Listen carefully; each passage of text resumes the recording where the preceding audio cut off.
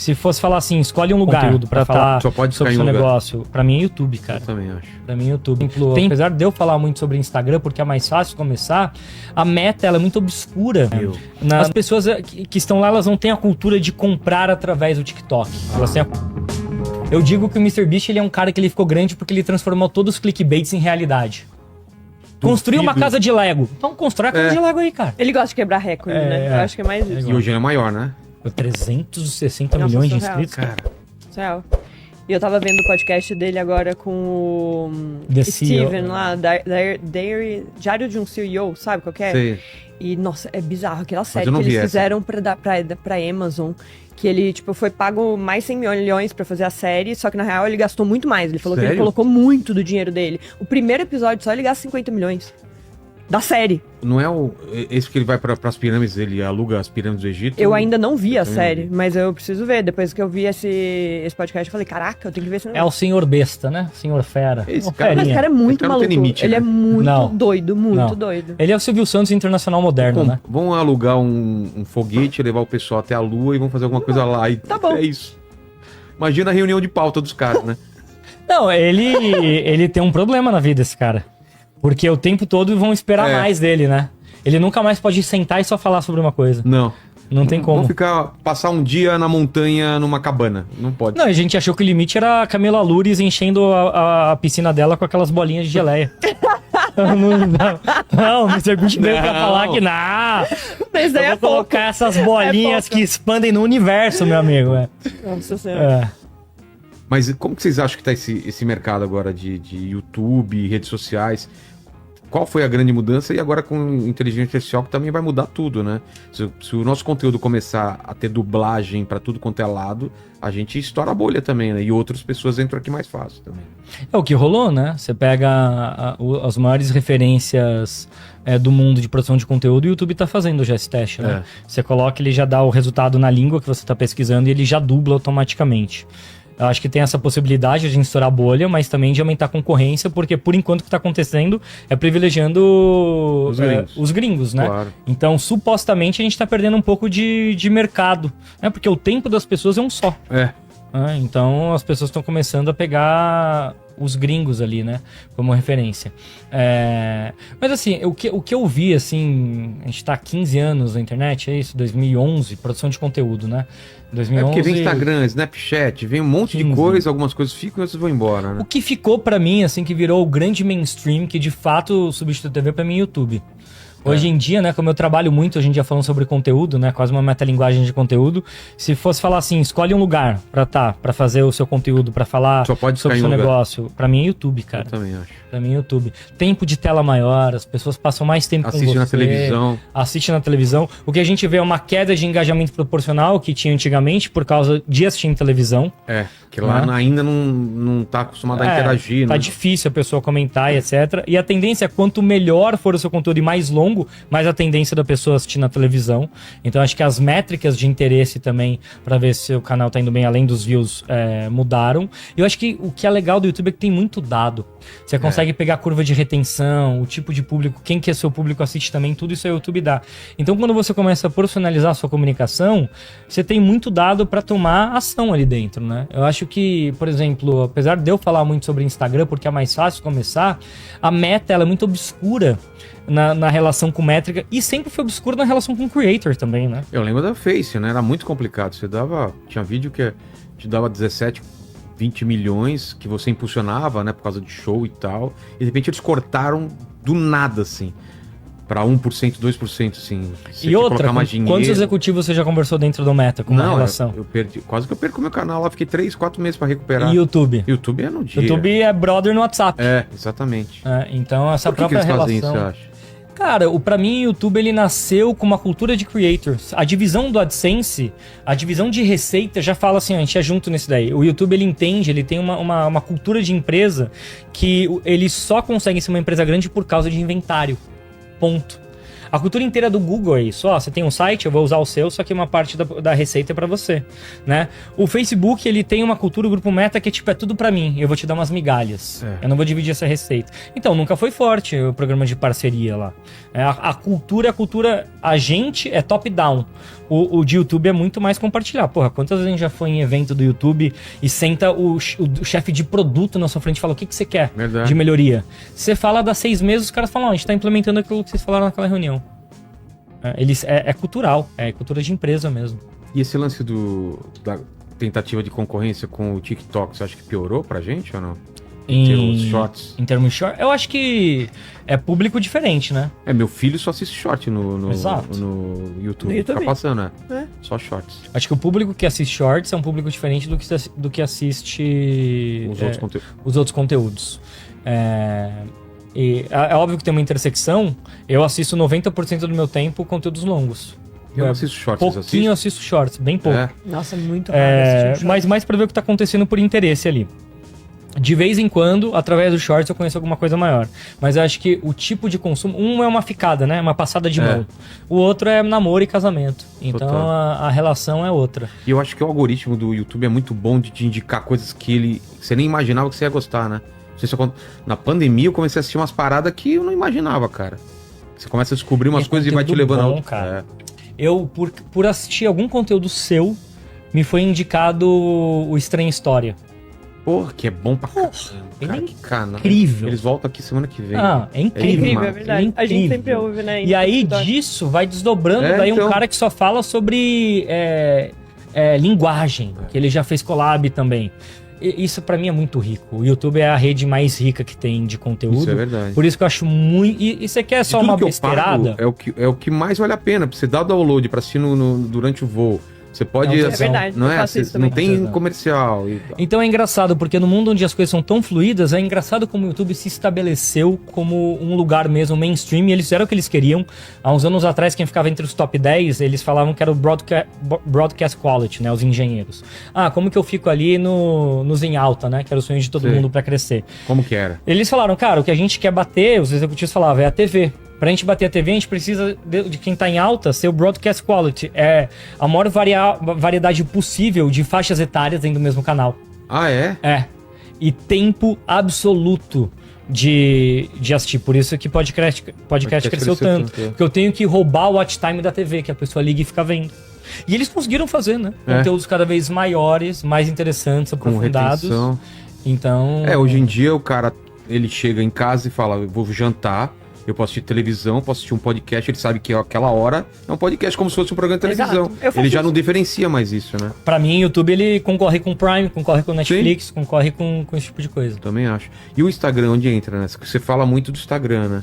O Instagram, pra mim, é o lugar onde tá todo mundo que quer dar uma primeira bisolhada nas coisas. Mas, por exemplo, pra nutricionista é bom. É tempo morto. Como assim? É um lugar de consumo no tempo morto. Você vai no banheiro rapidinho. Eu tô esperando aqui, eu não vou ver um YouTube. Esperando. Verdade. Não dá pra você começar um YouTube. Eu vou pegar o carro, tenho esperando a comida chegar. Eu tô dando uma cagada. Eu vou consumir ou um Instagram ou TikTok, depende da faixa etária que a pessoa tá. Então, por que eu falo muito de Instagram? Pra quem é dentista, nutricionista, advogado, maromba, o YouTube, ele pressupõe, também por ele ter tomado lugar da TV, um nível de produção que não era quando a gente começou, cara. A qualidade de áudio, a qualidade de imagem, já tá em outro nível. Você tem que partir de uma base muito alta já. Como que eu chego pro meu nutricionista e falo, meu amor, você vai fazer YouTube agora? Não dá, ela vai se frustrar. Fora que para qualquer canal dar certo, é um ano e meio de indexação. Porque, você já parou pra pensar, diferente de todas as outras redes, aqui não é uma rede social. Você não pega ali quem tá nos comentários e consegue interagir de fato com aquelas pessoas, ver o perfil dela ou não. Tem muito menos produtor para muito mais consumidor. Verdade. Ela é uma rede social e não é. O que isso quer dizer? Que você não compartilha e manda na DM para alguém, conheça isso daqui. É o YouTube que te sugere, que é o que você falou. Como que você cresce no YouTube? Quando o YouTube entende que você é relevante para um cohort, para um determinado público específico. Então o jogo é com muito mais construção a longo prazo e com muito mais calma. E as pessoas não têm...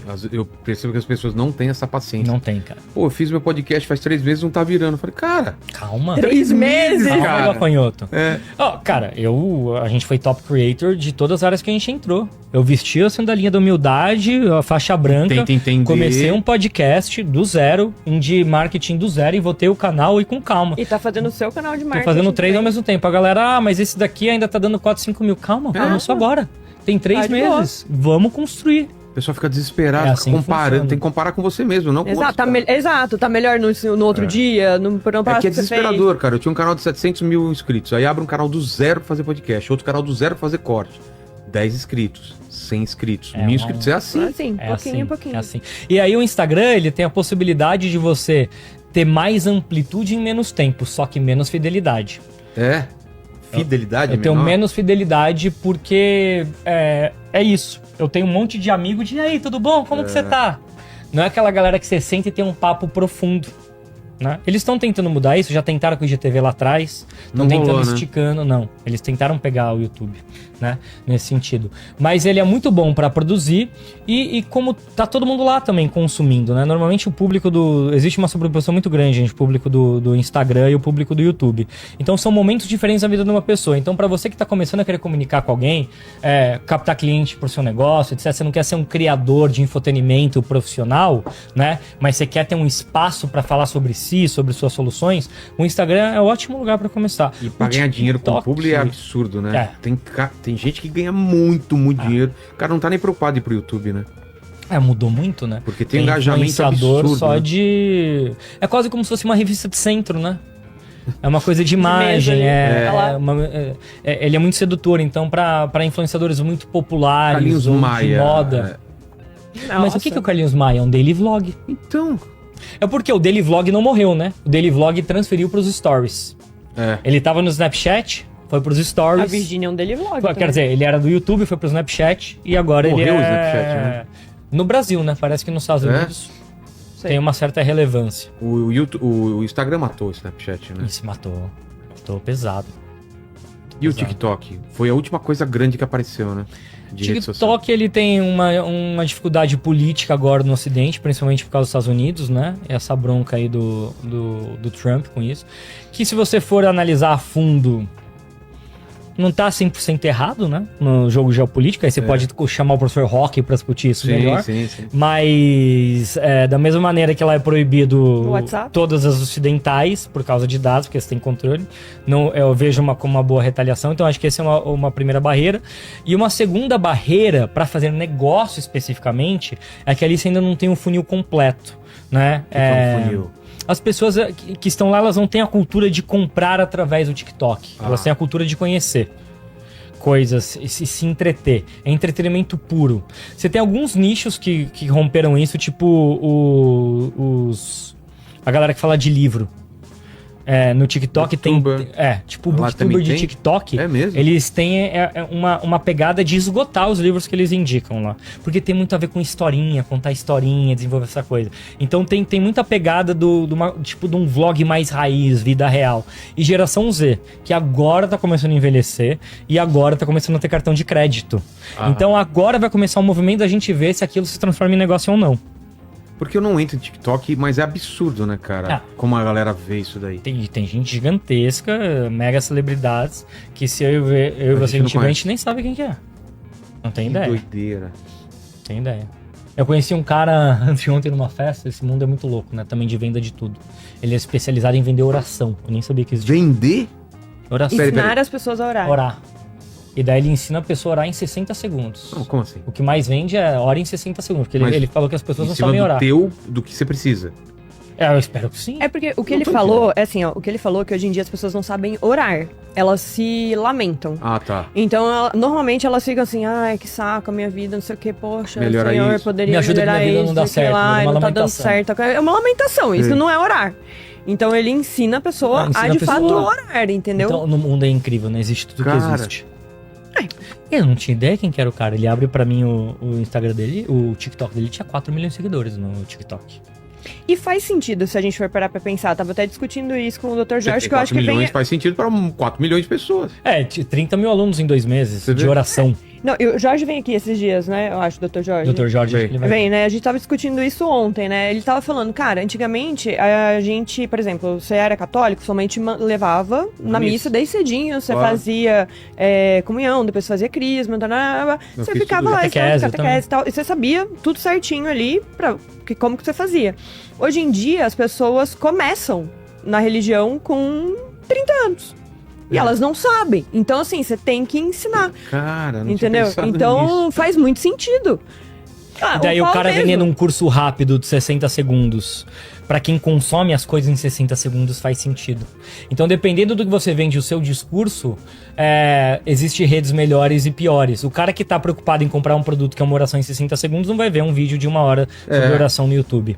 Então, esse que é o lance também. O que existe a gente ultra nichou as linguagens pra todo tipo de gente. Gente com menos paciência, com mais paciência, gente que aprofunda mais, gente que aprofunda menos, geração XYZ, enfim. O que eu vejo hoje é uma implosão, na verdade, e uma sofisticação no mercado.